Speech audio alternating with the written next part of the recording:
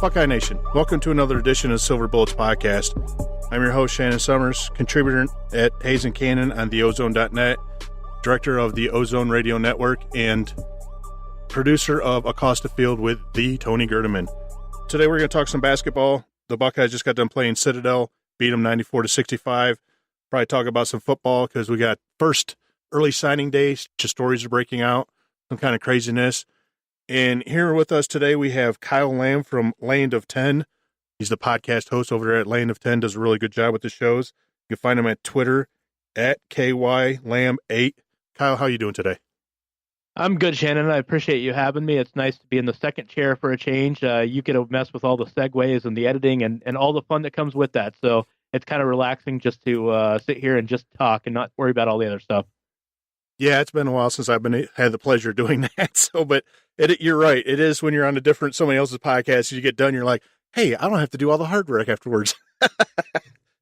Yeah, but it's not all downhill. I still have to do my show tonight, so I still got to do work too. There you go. Well, speaking of all downhill, it was pretty much all downhill from jump for Citadel. At the beginning, they tried to hang tight. And Ohio State kind of, I don't know if they look like they're playing kind of tight or missing some shots. And they just turned on the Jets, and I think they had, 13 three-pointers. Cam Williams and Bates Diop each had 17 points. What I like about this game for Ohio State, and we've seen a lot of this. We saw it against Michigan as well, especially. This is one of those games where Ohio State's offense was not necessarily clicking, but they got going because of their defense, and they created a lot of opportunities with their defense out in fast break, and they seem to really get in a rhythm. Once they get that attacking defense going, they get several stops in a row, their offense just becomes kind of energetic, and it comes to life, and they start getting to the rim, and that's one of the characteristics I like so far about this Ohio State team, as we're about 12 games into the season now, 13 games into the season. Yeah, the nice thing so far is that they're undefeated in the month of December, and you have to figure after that 3-game losing streak that they had, no, it wasn't 3-game losing streak, but it was they got spanked by Gonzaga, came back and beat Stanford, and then they lost Butler came from behind and beat them, Clemson came from behind and beat them, but then they go out to Wisconsin, the first Big Ten game. Wisconsin's not the same Wisconsin that we've seen in years past, and Ohio State handed them the worst beating that they've had in God knows how long. And then the great team of Michigan, they like the football team. They don't realize that you got to play both halves, and they come from behind 20 points, and they put a pretty good beating on William and Mary. They had the fire drill against Appalachian State and came away with a good, nice victory. Today they had another starting lineup. They put Musa Jallah. Is that his first start? I can't remember. Yeah, he had one, I think, early in the season. I think it's the second or third game of the season he had a start, but that's right, so yeah. I think this was his second start. Yeah, I know they've been playing around. He replaced Cam Williams, which, Cam Williams came out today and he was shooting good. And I understand why it looked like he was benched for the starting position because the last game against Appalachian State, he was making a lot of boneheaded plays. I mean, what are your thoughts on moving him over to the bench? I think in this game, I actually think that they were trying to get Musa's confidence up because he's really been struggling late, and he's committing a lot of turnovers and just not making shots now. I think they're actually just trying to find a way to get his confidence up. I don't think they were penalizing Cam Williams in this game as much as they're trying to find a way to get Musa going again. Yeah, that's a very good possibility. Speaking of getting people going again, Micah Potter came back out, and we've seen him for playing the most minutes since, I forget, before they started, losing, because I don't think he played against Gonzaga, played a couple, a minute or two against Stanford, and we haven't seen him since. It was nice seeing him out there. Yeah, Potter having that, ankle sprain that's lingered for about 2.5 weeks, and they finally got him some minutes. He played, I think, 14 minutes in this game, 16 minutes, something like that, and they're really going to need him on Saturday against North Carolina. With the North Carolina front court being as deep as it is, both he and Weston are going to have to stay out of foul trouble, and they're going to have to play. So it was good to get him some extended minutes, and they're definitely going to need both of those, both offensively and defensively this weekend.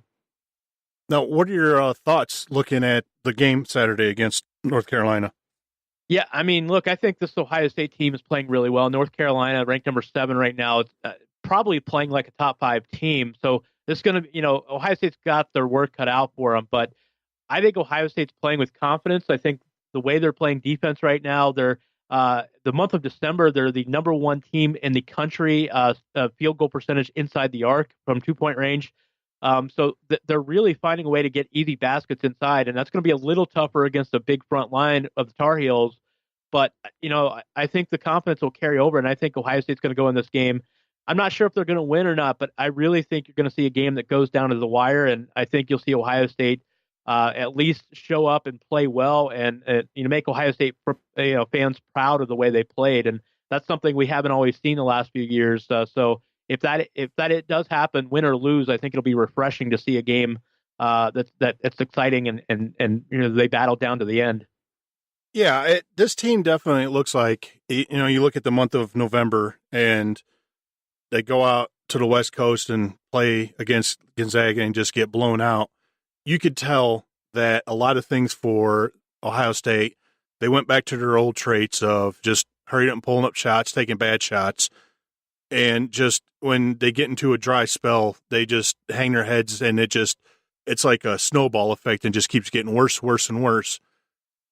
And it seems like during, they finally had some off time after coming from that PK 80 event, and they finally got some time to work together, play together as a team, and get more practice in.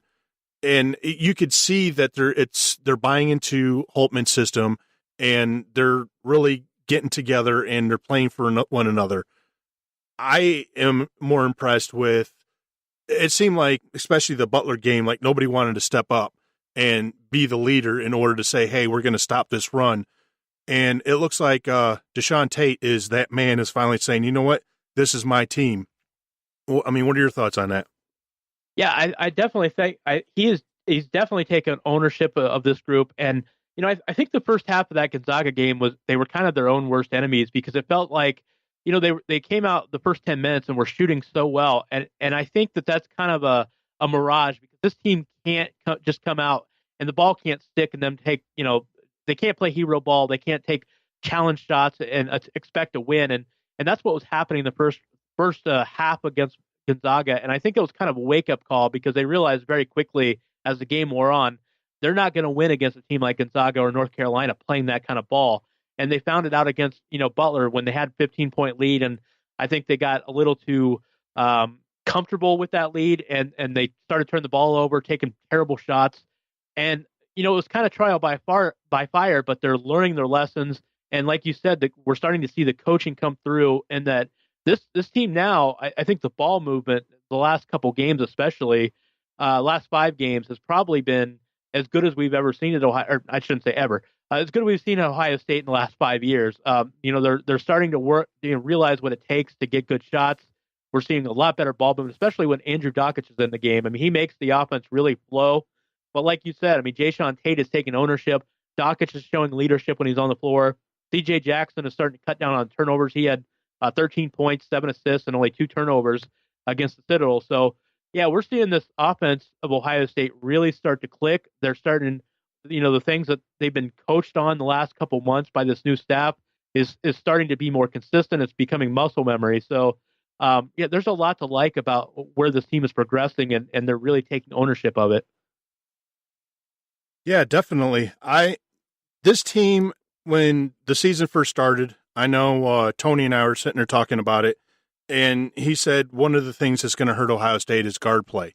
And that's still true. The season's still young, but this team, they have better players than what you even thought of at the beginning of the season. I mean, you look at Bates Diop, and he's become one of the best players in the Big Ten, if not one of the better, top players in the country. Tate's playing really great. Caleb Wesson, he's playing really good. Kyle Young, when he comes in, he's had some good stints. He has some good upside. And it's just this team. It's a lot better than the last couple of years, the last few years that we've watched for Ohio State. And there seems to be more excitement, and hopefully that the fans are going to start seeing this and start coming out to the shot and getting that place rocking. Yeah, there's it's kind of a double-edged sword for Ohio State because the Big Ten is really down this year. So there's a lot of winnable games for Ohio State. The good news is they only get Michigan State once at home. They get Purdue and Minnesota only once apiece on the road. So they only have to play three, probably, possibly three most talented teams in the Big Ten. They only get one apiece. Of course, the flip side of that is they're not going to have many opportunities for quality wins this year. So I think you're going to see a very good record for Ohio State. It's just a matter of can they get the wins they need down the stretch. And like you said, I really hope Ohio State fans come out and support this team. It's going to be a team that continues to get better. I really feel they're going to be very fun to watch till the very end. And Andrew Dockich, you're talking about guard play. I mean, Andrew Dockich is the real deal. And I don't want to make him out to be like he's an all Big Ten guard, but I think he's way ahead of where any Ohio State fan envisioned this kid. I mean, he's already played more minutes than he had in his entire Michigan career. Last night he had 10 points and 5 assists and 4 rebounds and 0 turnovers. So, I mean, it's a kid that's come in and really settled the offense down. He's given C.J. Jackson a break, and Jackson does not have to do as much when he's on the floor. This is really a team. It's a lot of fun to watch. They're playing smart basketball. They're playing hard basketball. Like you said, I just really hope Ohio State fans continue to support this team because I think they're going to be rewarded at the end of the year if they do. As far as the Big Ten, like you said, they've only got a couple of really hard games like the Michigan State, only had to play them once, and Purdue and Minnesota. What do you think? I mean, what are your thoughts of where they could possibly finish off the season at? I mean, honestly, I think it's capable of. This may sound like an overly optimistic view, but it's really probably more about the Big Ten than it is about Ohio State. But I think they're capable of finishing in that third spot right now. Of course, they're tied with Michigan State and Purdue at a 2-0 record. I think this team is capable of finishing third. I don't think they're good enough to win the Big Ten. I think Michigan State, barring something unforeseen, will probably do that. I think Purdue's probably going to finish second. But you look at the rest of the teams they're competing with. Michigan. They've already beaten Michigan, and Minnesota is kind of struggling right now. Northwestern, had lofty expectations, but they're kind of struggling. Wisconsin's out of the mix. Indiana's out of the mix. I think Nebraska and Maryland are interesting teams that could challenge, but it's really wide open after those top two. So I think Ohio State has as good of a chance of any to finish third or fourth. So I mean, right now, if you put a gun to my head, I think Ohio State would probably be in that 3 to 6 range. You mentioned Indiana. And did you think that we'd see Indiana the way they are right now? Not this bad. I mean, I didn't think that they would be a tournament team necessarily, but I thought that they would be a little more competitive than they've been. Having multiple or 2 20-point plus losses to in-state teams, Indiana State and to Fort Wayne. I mean, that's something you don't expect this Hoosier team. I mean, even for people that didn't have expectations for this Indiana team, you wouldn't think that they would be 6-6 with 20-point losses to Indiana State and Fort Wayne at this point. Yeah, I'm confused because they beat Notre Dame last weekend, and it just you don't know which kind of team is showing up. They're kind of like to me right now, it seems like they're the Iowa Hawkeyes of football. It's just that helter skelter possibly. But I mean, I was actually when the whole situation came out and Mr. Cutting Down the Nets, Tom Crean there, when he got let go by Indiana, I was vehemently sitting there saying, hey, look, Gene Smith, as much as I love Thad Matta, but there's just something wrong. This is when you need to cut your ties with him. And I was a big proponent of getting Archie over here in Columbus. He was, the heir apparent here in Columbus. Well, obviously, by not having an opening here, the Hoosiers went out and jumped on him and took him. And I was like, it's bad for the Big Ten. It's just bad for, Ohio State because Indiana to basketball is usually, as far as I remember, especially being a kid with Bobby Knight, is like Ohio State to football for the Big Ten. So, I mean, right now, it looks like Ohio State's coming out on top. I know it's still way too early, especially with like recruiting and everything like that. But it just seems like Ohio State might have gotten a better coach. What are your thoughts? Yeah, it's kind of funny you bring this up. I was actually just talking about this the other night on my own show. It's kind of like, Archie probably is a little more polished recruiter, and that we have a little bit more experience with him to know what he's going to be as a recruiter. And he's already got a great recruiting class coming in, next year for Indiana, and they're in on Romeo Langford, one of the top 5 players in the country. So they've got a chance to have a really, really good class as soon as next year. But while Chris Holtmann may not be as proven as a recruiter right now, he's already got a good class coming in for Ohio State. They're still working on a couple point guard targets, hoping to wrap up in the spring. So, Chris Holtmann probably has his team playing better. I mean, not probably, he definitely has his team playing better basketball than Indiana is playing right now. So, we're seeing immediate dividends from Chris Holtmann and his staff. And, I don't know that he's a better coach than Archie or not. I don't know, if Archie's necessarily going to be a better recruiter, but I do know for Ohio State, what they needed right now, I think that they got the guy that they needed. I really do. I think long-term, Chris Holtmann has Ohio State going in the direction that they need to go. Yeah, I agree. And definitely one of the things that I love is seeing on the bench, and he seems to be really helping out the team a lot besides Greg Oden, which I think he still is manager or whatever with the team, but Scooney Penn. Seeing him. Scooney is definitely a star in the making as a coach. He will be a head coach, I think, inside of 5 years. Yeah, I definitely agree. And I'm hoping, we know that he has this love and heart set for Ohio State for, be playing here. So I'm just hoping that he just keeps building up and helping Ohio State doing what they do. And wherever he lands at next, maybe he'll end up coming back home one day and be the head coach and bringing some national championships to Columbus. Yeah, you just watch him. I mean, he's, I don't know if you got to see the tournament on ESPN here this summer. Watch him coach the Ohio State alumni team, but he's got fire. He knows the game. He's very personable. He's a guy that's going to be a killer in recruiting. He, in fact, has already kind of made his presence felt with recruiting because while he's not able to recruit off campus, he is able to coordinate the visits. So it allows him to have relationships with recruits. He's able to call them and coordinate them getting on campus. And then when they get there on campus, he helps with the hosting. He's able to get guys from point A to point B and follow their itineraries and everything. So Scooney has already made his presence felt as a recruiter at Ohio State just by establishing relationships with some of the guys that is coming in and some of the other recruits that they lost out on. And you just see him. He's definitely the complete package. I think he's going to be a killer coach. And like I said, inside of 5 years, I expect him to be a head coach someplace, and he'll work his way up very quickly. Yeah, without a doubt.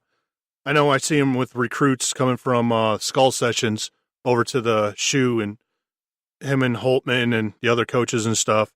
And one day I came up and I was able to shake his hand and talk to him for a quick second, and people are standing around looking, and they're like, "Who's that?" And I'm like, "Scooney Penn, people."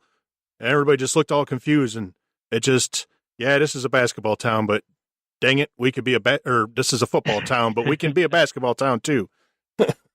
Yeah, everybody needs to know Scooney because he's one of the guys.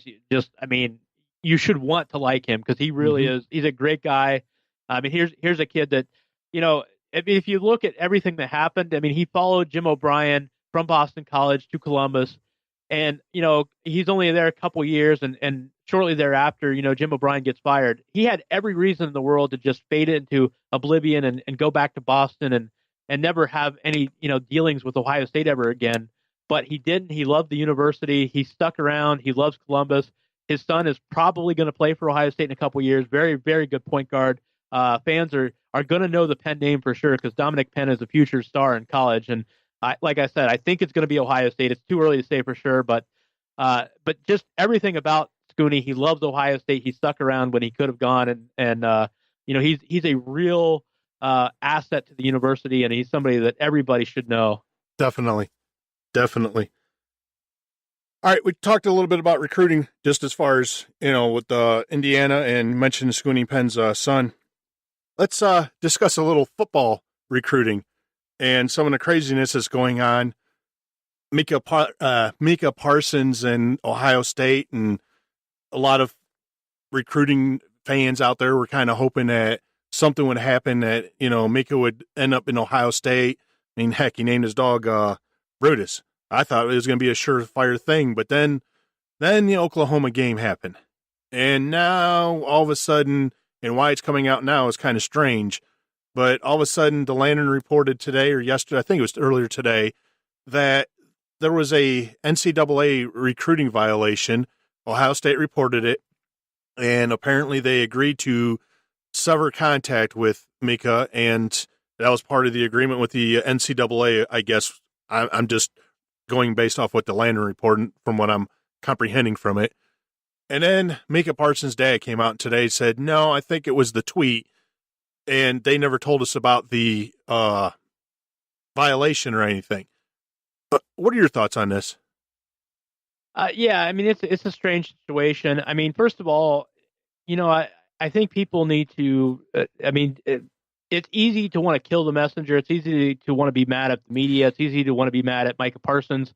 It's easy to want to be mad at ESPN. There's a lot of people I think people are wanting to be mad at, but at the end of the day, this just comes down to Ohio State screwed up. But really, the bigger issue is Ohio State screwed up on this, but this is probably not the real reason this is happening.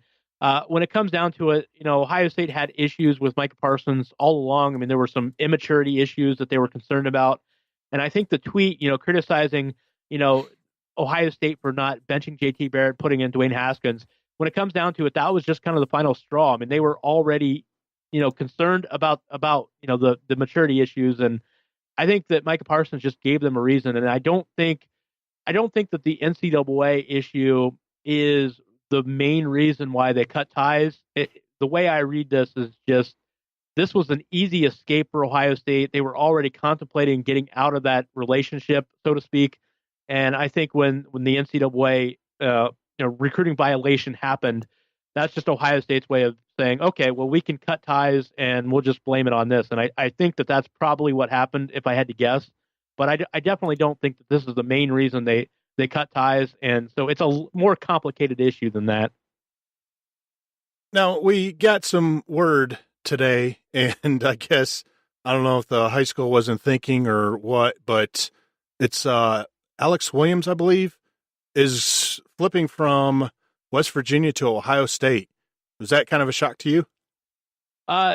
Definitely not. I mean, maybe a couple weeks ago it may have been, but the writing seemed to have been on the wall. He'd been picking up a lot of crystal balls for the last couple weeks, and it seemed last week. I think on my Friday show even I said that basically it sounded like Tyreek Smith and Alex Williams. Of course, we haven't heard anything leak out yet about Tyreek Smith, but that's coming. But I said I thought Tyreek Smith and Alex Williams looked like they were in, so definitely not a surprise. I know the interesting thing here for me is that, Alex Williams may or may not be coming as a defensive end. He's listed as a defensive end by all the recruiting services right now, but I think Ohio State likes him as a tight end as well as a defensive end and maybe even a tackle. They like, with the news of AJ Alexander going on medical scholarship, there's another tight end spot, that could open up. Obviously they've got Jeremy Ruckert coming in, but they could bring in Alex Williams as a possible tight end as well. I think a lot of that will depend on what they do with the defensive end position today and the next couple days, with Jason Owa still out there and Tyler Friday still out there. So I think if they clean up on the defensive end angle, then Alex Williams could come in with the possibility of switching over to tight end. But if not, they've got a very good defensive end right there.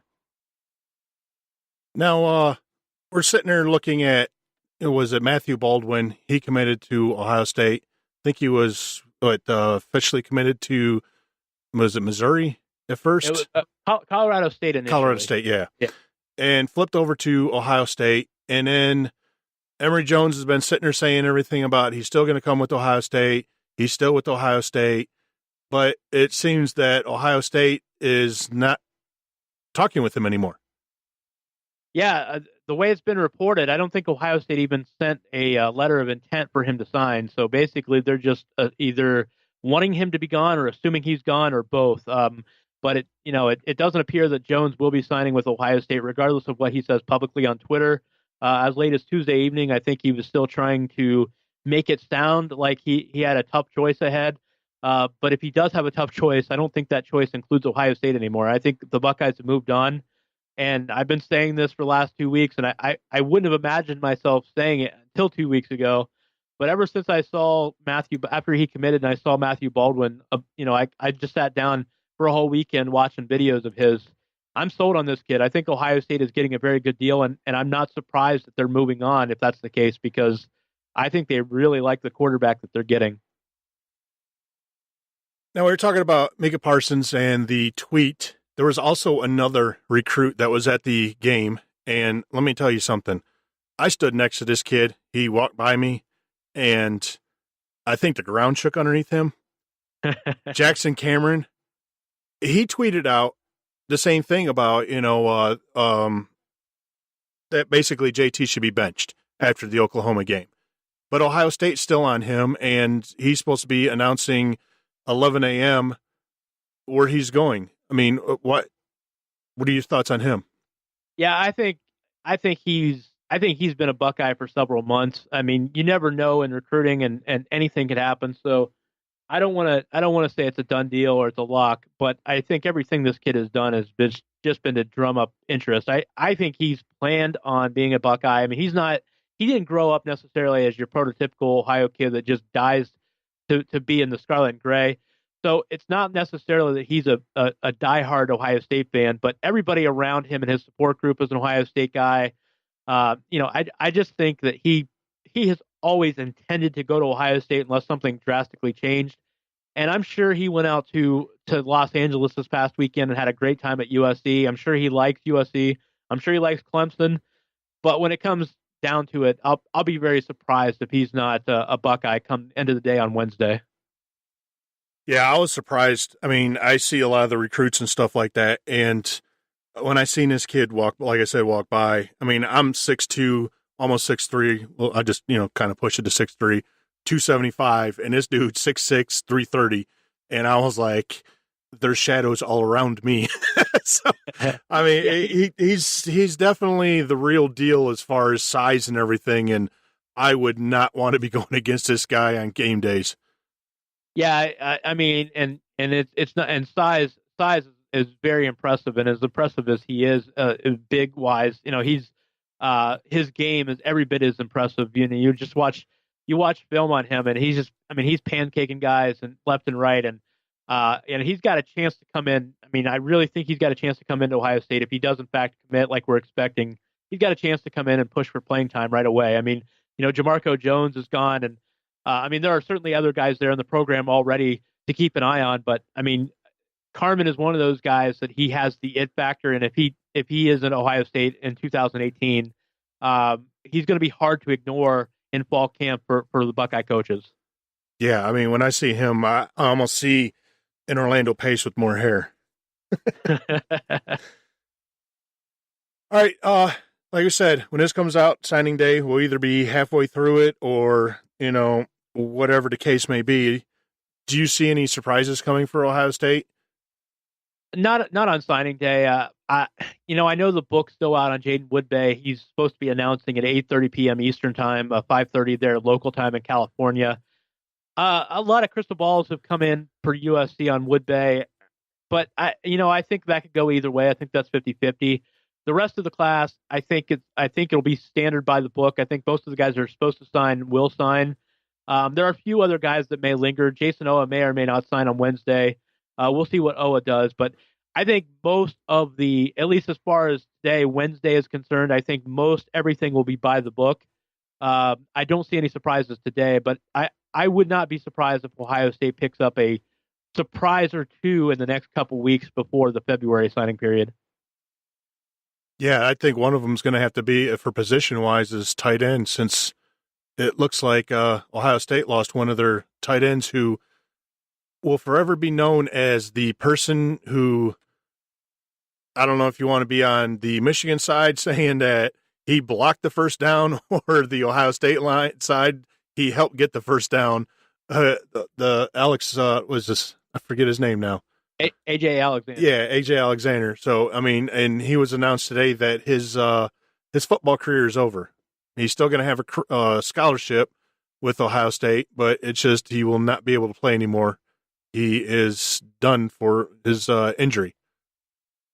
Yeah, that's why I mentioned actually Alex Williams. It'll be interesting to see what happens with Williams, because Williams, I think, will be a tight end if they strike out on Friday, or Tyler Friday or Jason Owa, then you're probably looking at Alex Williams staying at defensive end. But if they get those guys, I think that they leave open the possibility at least that they could put him at tight end, and they would have the two tight ends in this class, and that would kind of make up for the depth a little bit. Yeah, my biggest thing right now, as far as, I mean, you got to look at the tight ends, and like I said, Alexander's out, unfortunately. but we're still going to have Hauserman next year. And like Marcus Baw's, he's graduating. You still have Brock Davin, and one that I'm really looking forward to, and we don't know if he's going to be still a tight end or be moved over to defensive end because, he's getting a little bit of time there before the injuries took over for the tight end position, Rashad Berry. And then you have Luke Farrell. And I forget who else. Oh, yeah, there's Kier Hawkins and Derek Malone. And I forget that he has the number 1 tight end committed right now. Yeah, Jeremy Rucker. Yeah, he's going to be a real deal. Rashad Berry obviously had some moments, looked like he could be a great tight end for Ohio State, both blocking and pass catching. And he made that couple of those catches he had against UNLV were impressive. He showed some amazing athleticism. So I think with Rucker and Berry, they've definitely got 2 guys that could be very, very good tight ends. I think it's just going to be a question of depth is the biggest issue right now. Yeah, I'm hoping to see good things from Rashad Berry this year. He's a Lorain County kid, and I'm a Lorain County guy. So definitely is a dual threat. I mean, he showed moments. He had moments of as a pass catcher and also as a blocker. So he looks like a guy that could be a very good all around tight end for the Buckeyes. All right. Well, that's going to do it for this episode of the Silver Bullets podcast on the Ozone Radio Network. Kyle, where can people find your stuff? You can go to landof10.com/Ohio State. That's a dash in the middle, Ohio-State. You go to the podcast and you can see the podcast 5 days a week. It gets uploaded to the site at 10 a.m. If you're impatient like I am, you can also go to SoundCloud, iTunes, and Google Play. And usually you can catch it late at night, the night before. So it gets uploaded on the site at 10 a.m., but you can usually catch it late night hours if you want to listen to it a little bit early. Yeah, I was listening to Mondays on Sunday. So yeah. It kind of throws people off a little bit, but I like to be a little sneaky. Yeah, definitely. I completely understand. And they can find you on Twitter at KYLAMB8. And I'm guessing that you're going to be hooking up with Berm and Austin and all those guys for the recruiting and everything. Have some signing day shows coming up, right? Yeah, I've got the plan is actually tonight, Wednesday night at 9 p.m. Ryan Ginn and I are going to be doing a live signing day special of the Inside the Shoe podcast, and I will have a link on my Twitter account later on Wednesday. So you definitely stay tuned for that if you want to listen to some signing day coverage. Ryan and I will have a special live edition. We'll be breaking down the whole class. And for those that are interested too, for another different perspective, I'm going to be doing a show with Tony, and then we're going to be doing a show with Tony and Chip. So we're going to be having signing day coverage everywhere. The only thing to say, signing day is definitely a popular thing here in Columbus, Ohio. Yes. There's one thing that we can never ever do, and this is based off of the Twitter habits that I've seen, that between Lane of 10 and the Ozone, that we cannot have any kind of shows that deal with food, because Ryan Ginn having Cheerios #1 and Tony Gerdeman having no taste buds, it's just beat writers have no taste. I was pressing Ryan during Thanksgiving week. I was pressing him, trying to find out if Louisiana folks did anything different for Thanksgiving. Like, I was like, do you have a Cajun Thanksgiving? I wasn't sure how that worked, but he said, no, it's just a normal Thanksgiving. So I was kind of disappointed by that. Well, I know when I was stationed down there, Mississippi, that some of the backwoods do. So, he must not be backwoods enough. Not enough. Exactly.